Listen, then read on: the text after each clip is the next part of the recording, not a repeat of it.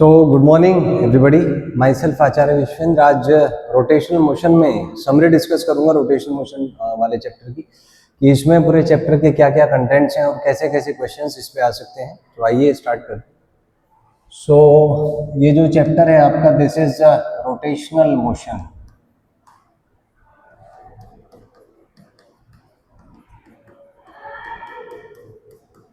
तो इसकी अगर हम चैप्टर की एनालिसिस देखें कि क्या क्या क्वेश्चंस इसमें आते हैं, तो इसके टॉपिक्स हम बांट सकते हैं। पहला जो टॉपिक है वो है आपका मोमेंट ऑफ इनर्शिया।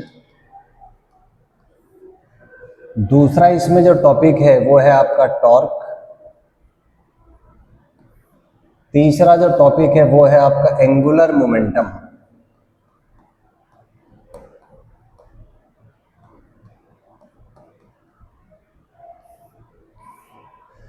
चौथा जो टॉपिक है वो है रोटेशन प्लस ट्रांसलेशनल मोशन। और इसमें दो चीजें हैं, एक है आपका प्योर रोलिंग और एक है आपका इम्प्योर रोलिंग। और प्योर रोलिंग में भी दो केसेस हैं, एक है आपका हॉरिजॉन्टल प्लेन और एक है आपका इसमें इंक्लाइंड प्लेन। तो ये आपका टोटल इसमें एनालिसिस है। और इसमें जो सबसे ज़्यादा प्रोबेबिलिटी है वो आता है प्योर रोलिंग से, और उसमें भी जो इंक्लाइंड प्लेन वाले क्वेश्चंस हैं कि आपने किसी रिजिड बॉडी को किसी इंक्लाइंड प्लेन से फॉल कराया तो उसमें एक्सेलेरेशन क्या होगा, कितने टाइम बाद नीचे आएगा, सेंटर ऑफ मास का स्पीड क्या होगा, काइनेटिक एनर्जी क्या, रोटेशन एनर्जी क्या, फ्रैक्शन क्या। तो सबसे ज़्यादा प्रोबेबिलिटी जो सबसे ज़्यादा क्वेश्चन आते हैं वो इंक्लाइंड प्लेन से आते हैं, क्योंकि इसमें सारी चीज़ें इंक्लूडेड हो जाती है एक साथ। तो आप ये समझिए कि इसमें सारे के सारे टॉपिक्स एक साथ ऐसे कंबाइंड एप्लीकेशन हो जाते हैं, तो वही उसी पे प्रोबेबिलिटी सबसे ज़्यादा इंक्लाइंड प्लेन पे। तो हमारा जो डिस्कशन का टॉपिक रहेगा मेनली वो वही रहेगा, इंक्लाइंड प्लेन पर प्योर रोलिंग। तो आइए उसके बारे में थोड़ा सा डिस्कस करते हैं। सो इसमें एक इंक्लाइंड प्लेन पे जो प्योर रोलिंग है उसमें हम देख सकते हैं कि ऐसा एक स्टैंडर्ड केस है कि मान लीजिए कोई इंक्लाइंड प्लेन है, एंगल थीटा, हाइट आप h मान लीजिए, तो ये डिस्टेंस मान लीजिए कुछ l है। तो यहाँ से आपने ऊपर से किसी बॉडी को इस पे फेंका और मान लीजिए कि ये कुछ मूव करती है, तो ये इसका सेंटर ऑफ मास का एक्सेलरेशन मान लीजिए ACM अल्फा से घूम रही है। जब ये नीचे आएगा मान लीजिए ग्राउंड पे, तो ग्राउंड पे नीचे आते समय मान लीजिए इसका स्पीड VCM है, एंगुलर स्पीड ओमेगा है। तो मैं कुछ स्टैंडर्ड केसेस डिस्कस करूंगा कि क्या क्या इसमें चीजें हैं। तो पहला इसमें स्टैंडर्ड केस आएगा, आपसे पूछेगा कि सेंटर ऑफ मास का एक्सेलरेशन क्या है। तो सेंटर ऑफ मास का एक्सेलरेशन आता है after calculations G sin theta by 1 + k² by r²। k² by r² is the radius of gyration over here. इसकी अगर हम एनालिसिस देखें कि ये मैक्सिमम मिनिमम क्या होगा, तो ये मैक्सिमम होता है आपका सॉलिड स्फीयर के लिए और मिनिमम होता है आपका रिंग के लिए। इसकी एनालिसिस से हम कह सकते हैं रिंग का जो मोमेंट ऑफ इनर्शिया है सेंटर ऑफ मास से पास करने वाले एक्सिस के अबाउट वो mr² होता है, सॉलिड स्फीयर का 2/5 mr²। तो यहाँ से हम कह सकते हैं कंक्लूजन से कि जिसका आई ज्यादा होगा उसका ACM कम होगा, या जिसका आई कम होगा उसका ACM ज्यादा होगा। यहाँ से ये कंक्लूजन हम निकाल सकते हैं। तो इस पे क्वेश्चन आ सकता है कि आप बताइए मैक्सिमम किसका होगा, मिनिमम किसका होगा, रेशो पूछा जा सकता है। फिर एक क्वेश्चन आता है कि एक सॉलिड सिलेंडर, एक होलो स्फीयर, एक सॉलिड स्फीयर को आपने ड्रॉप कर दिया, ऊपर से छोड़ दिया, प्योर रोल कर रहा है, तो किसका एक्सेलरेशन सबसे ज्यादा होगा। तो सॉलिड स्फीयर का, क्योंकि मोमेंट ऑफ इनर्शिया सबसे कम होता है तो उसका ACM सबसे ज्यादा हो जाएगा। यहाँ से इस तरह के क्वेश्चन इसमें आ सकते हैं। अगला जो इसमें कॉन्सेप्ट आता है वो आता है टाइम का। तो अगर ACM आपको दिया हुआ है तो डिस्प्लेसमेंट L आएगा, तो हम इसको लिख सकते हैं L = ½ ACM × t²। तो यहाँ से आपका T आ जाएगा √2L डिवाइडेड बाई ACM, और ACM का जो वैल्यू है आपका वो हमने अभी कैलकुलेट किया G sin theta over 1 + k² by r²। तो ये डायरेक्टली ऊपर आ जाएगा 1 + k² by r²। तो इतने टाइम के बाद ये नीचे आ जाएगी bodies.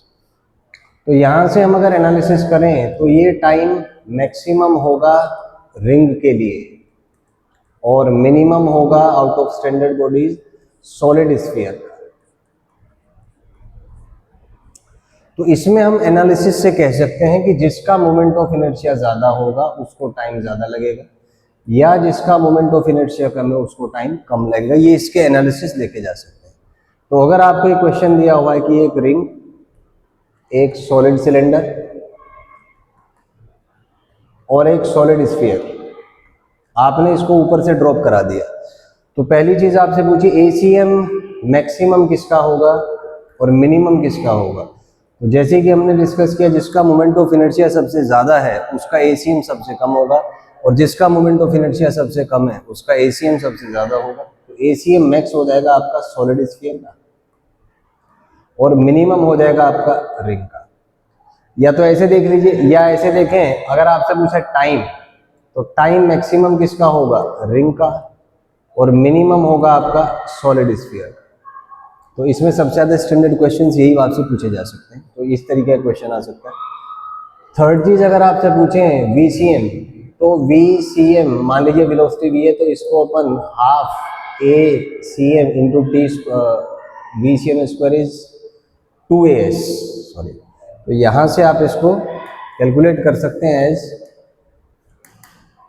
Third equation of motion अगर आप यूज करें, तो VCM whole square will be twice ACM, displacement सबका सेम है L। तो VCM जो है यहाँ से √2 ACM इंटू L आ जाएगा, और ACM जो है ये हमने कैलकुलेट कर लिया already, so this will be twice G sin theta 1 + k²/r² into L। तो ये आ जाएगा।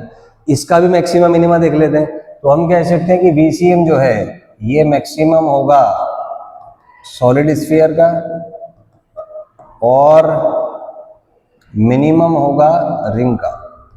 यहां से कंक्लूजन आप निकाल सकते हैं। तो ये इसके एनालिसिस आ गया। So 3 standard cases we have discussed, ACM, time and VCM. ACM is maximum for solid sphere and minimum for ring. Similar for VCM. For time it's the reverse. So time is minimum for solid sphere and maximum for ring. आइए कुछ और questions इस पर discuss करते हैं। इसके बाद इसमें नेक्स्ट आता है, बड़ा इंपॉर्टेंट सा कॉन्सेप्ट है कि इसमें मान लीजिए इंक्लाइंड प्लेन पे है कोई बॉडी और ये रोल कर रहा है, और मान लीजिए कोफिशिएंट ऑफ फ्रिक्शन म्यू है। तो पूछा जाता है कि म्यू का मिनिमम वैल्यू कितना होना चाहिए जिस पे रोलिंग हो पाए। तो उसका कॉन्सेप्ट आता है कैलकुलेशंस पर कि mu minimum this is equal to tan theta by 1 + r²/k²। तो यहां से अगर अपन कैलकुलेशंस करें तो म्यू मिनिमम जो है इसको मैं म्यू नॉट मान लेता हूं। म्यू नॉट का अगर मैक्सिमा मिनिमा देखें, so this is maximum and minimum. So ये मैक्सिमम होगा आपका रिंग के लिए और मिनिमम होगा सॉलिड स्फीयर के लिए। कैलकुलेशंस कर लेते हैं। तो अगर हम म्यू नॉट रिंग के लिए निकाल रहे हैं तो ये हो जाएगा आपका tan theta upon 1 + r²/k²। Ring के लिए k²/r² 1 होता है फॉर रिंग। तो यहां से अगर कैलकुलेशंस करें तो म्यू नॉट फॉर रिंग जो है ये आपका आ जाएगा tan θ/2, और म्यू नॉट अगर हम सॉलिड स्फीयर की बात करें तो सॉलिड स्फीयर का म्यू नॉट आ जाएगा tan θ 1 + 5/2। तो इसको सॉल्व करेंगे 2/7 tan θ आ जाएगा, लगभग 0.29 इंटू tan θ, ये 0.5 इंटू tan θ। तो यहाँ से आप कंपेयर कर सकते हैं कि म्यू नॉट का वैल्यू किसका ज़्यादा है। तो यहाँ से एक एनालिसिस हम ये कह सकते हैं कि म्यू नॉट और आई में अगर बात करें तो जिसका मोमेंट ऑफ इनर्शिया ज़्यादा होगा उसका म्यू नॉट भी ज़्यादा होगा, और जिसका मोमेंट ऑफ इनर्शिया कम होगा उसका म्यू नॉट भी कम होगा। माने हम ये कह सकते हैं कि अगर कोई लार्जर मोमेंट ऑफ इनर्शिया का बॉडी प्योर रोल कर पा रहा है तो कम का प्योर रोल सर्टेन नहीं कर पाएगा, लेकिन इसका उल्टा ट्रू नहीं है। माने ऐसा है, केस दिया हुआ है कि एक इंक्लाइंड प्लेन है और उस पे रिंग जो है ये प्योर स्लिपिंग कर सकता है, फ्रिक्शन इतना है कि रिंग आपका प्योर स्लिपिंग कर जाए। तो क्या उस पे डिस्क प्योर रोलिंग कर सकता है, प्योर सॉरी रोल स्लिपिंग नहीं, प्योर रोलिंग, प्योर रोलिंग। तो क्वेश्चन इज कि एक इंक्लाइन प्लेन आपको दिया है, उस पे एक रिंग प्योर रोलिंग कर रहा है, जब आपने उसको ऊपर से छोड़ा ring is purely rolling on that surface. The question is क्या अगर उसी सरफेस पर मैं एक डिस्क को ऊपर से ड्रॉप कर दूं, क्या वो भी प्योर रोल कर पाएगा? तो यहाँ पे कॉन्सेप्ट है म्यू मिनिमम का। म्यू मिनिमम रिंग का ज्यादा है, तो अगर रिंग का म्यू मिनिमम है, मान लीजिए कोई 0.5 है, तो डिस्क का म्यू मिनिमम 0.5 से कम ही होगा, और अगर कम होगा तो सर्टेनली फ्रिक्शन उतना होगा कि उसको सपोर्ट कर पाए। तो अगर रिंग प्योर रोलिंग कर रहा है तो डिस्क प्योर रोलिंग करेगा, लेकिन इसका उल्टा सही नहीं है।